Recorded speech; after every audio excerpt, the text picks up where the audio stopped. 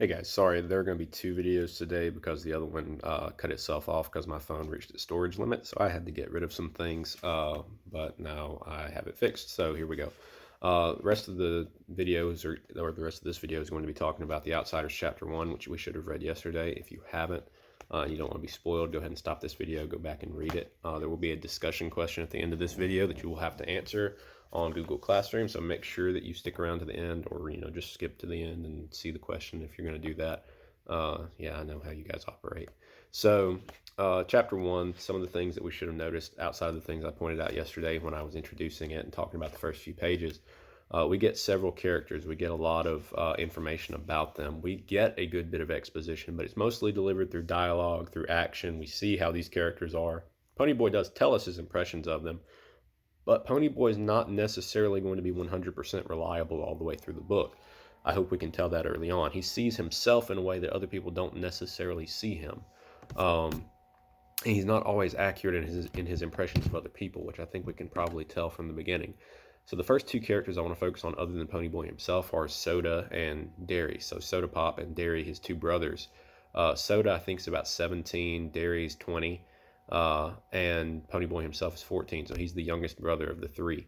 He looks up to Soda and kind of idolizes him. He talks about how he's the best looking person he's ever seen. He looks like a movie star. He's so kind. Girls love him. He likes Soda's girlfriend. He's very fond of her. He says she's not like all these other girls that hang out with us. He can't say enough nice things about his brother Soda, how he's this nice, hilarious, funny person. He doesn't drink. He admires him. He looks up to him. Derry, on the other hand, he's not necessarily fond of. Like I said in the previous video from yesterday, they're kind of opposites. Uh, they don't get along so great. Derry is a hard worker. He was an athlete in school. He's not necessarily, the cerebral stuck in his head type. He's a very here and now, this is how I'm going to do things, logical kind of person. And he's always fussing at Ponyboy, saying, you should have done this differently. You should have done this differently. Ponyboy says if I bring home a B, he wants an A. If I bring home an A, he wants to make sure it stays an A. If I'm inside reading, he says go outside and play football. If I'm outside playing football, he says go inside and read. So basically, Ponyboy can't please him.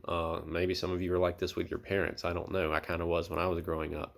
It felt like, whatever you do is wrong. You need to be doing the opposite thing. And it comes from somebody being really demanding of you. So Ponyboy's dealing with that with his brother.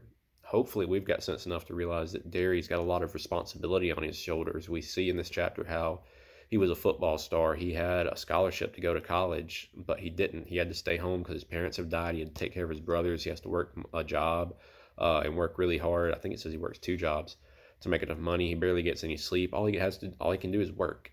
And he makes these sacrifices to take care of his brothers, so he expects a lot of Ponyboy. It says he's easier on Soda. He lets Soda drop out of school and all this.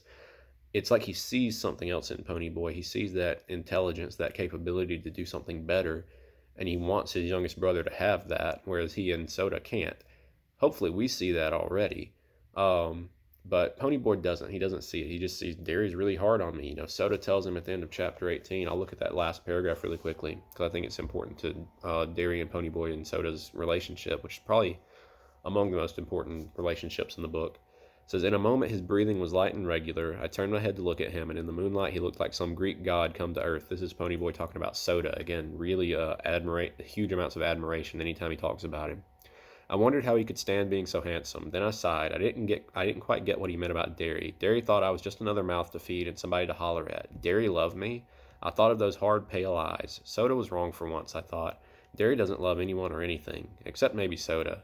I didn't hardly think of him as being human. I don't care, I lied to myself. I don't care about him either. Soda's enough, and I'd have him until I got out of school. I don't care about Derry. But I was still lying, and I knew it. I lie to myself all the time, but I never believed me. So we get a lot of things in that one paragraph. It's pretty indicative of Ponyboy's narrative style. He's got this really rich inner monologue going on throughout the whole book, which is the thing I think S.E. Hinton does the best. She captures Ponyboy's voice, that monologue, that one person talking constantly. He's telling us this story. He's telling us what other people say. We get everything from his point of view shaded through him. Like I said, it's very personable. It's like he's having a conversation with a close friend or writing a journal.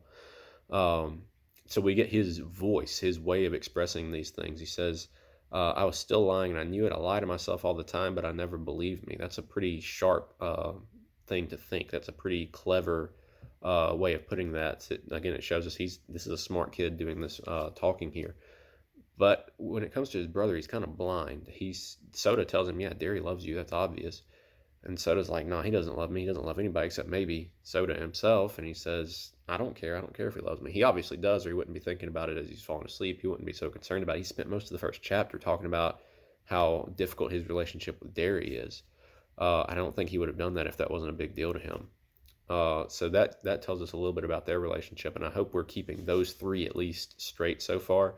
Those three are the most important to this point in the book. We got the other members of the gang, though. They do show up. We got our first major conflict of the book that you're probably going to think of as kind of the inciting incident, but I want to be careful of that, and I'll tell you why in just a second. But we get Two Bit, who's kind of a joker. We get Steve, who is Soda's good friend. We get Dally, who's talked about as the most dangerous of the gang. I hope we get some kind of little tingling in the back of your neck when it talks about Dally. He's kind of a creepy guy. It talks about his near white blonde hair. He's from New York. He was in actual gang fights. He's in jail all the time. Doesn't seem to be too great of a guy. Then we get Johnny, or Johnny Cake, as some of them refer to him as. He's 16, but he's treated like a kid more than Pony is almost. He's treated kind of like a pet. The rest of the gang's really careful with him. They're nice to him. He comes from a home where he gets beaten by his parents. He was jumped at some point before the book starts by the Socias and was beaten really badly, worse than what Ponyboy got in this chapter. Ponyboy gets off fairly easily. The gang comes along and they rescue him. They fuss at him because he was out by himself. Again, him not thinking. But we hear about this incident with Ponyboy where he took this awful beating. Not Ponyboy, Johnny, where he took this awful beating and he was shaking and he was crying and it messed him up pretty badly. And I'm tempted to say that is the inciting incident of the novel, but it happens before the book actually starts. That's what I talked about yesterday with this being in media res, in the middle of things. We start in the middle of an ongoing story. There's a lot of events and things and action that have happened before the narration actually starts. So Ponyboy fills us in on Johnny having gotten jumped, and I think we'll see as we get a few chapters in that that's really the inciting incident that sort of sets off the action across the rest of the novel. Ponyboy is really curious. He thinks a lot about the Socias and the Greasers and why they are the way they are and all these things. And he thinks about, how are they different? He's thinking, why? Why do these people hate us? Why are they trying to jump us all the time? What have we done to them? So Ponyboy is someone who asks questions. He's someone who thinks a lot. And he seems kind of unlike the rest of the Greasers in that way. But something else I want us to notice when it talks about Derry, he's hardworking, he's honest, he's a former football star. He was well liked and popular in high school. Derry sounds almost more like a Soch than a Greaser. Ponyboy kind of does too, to an extent. He's in these honor roll type classes with a bunch of Socias. It talks about when he whips out his switchblade and scares the girl half to death to cut up a worm, which I think is kind of funny. But these two don't necessarily fit in with the rest in a lot of ways. And I think we'll see as the book goes on, there's an insistence on stereotyping the Socias one way, and the Socias have this insistence on stereotyping the Greasers another way, and they all see them as these stereotypes. It's kind of like racism. It's kind of like you see black people one way, you see white people one way, a Roll of Thunder type thing. But here it's classes. Like I said, it's that man versus society conflict. They see these poor people, these gangster types, the Greasers one way. The Greasers see the Socias, the rich, the wealthy, the kind of stuck-up kids another way, and they hate each other. But as the book progresses, I think we'll see that the individual characters, S.E. Hinton does a really good job of giving them personalities that are bigger than that stereotype, that are bigger than what they are. They end up becoming a real person, a really three-dimensional, fleshed-out character.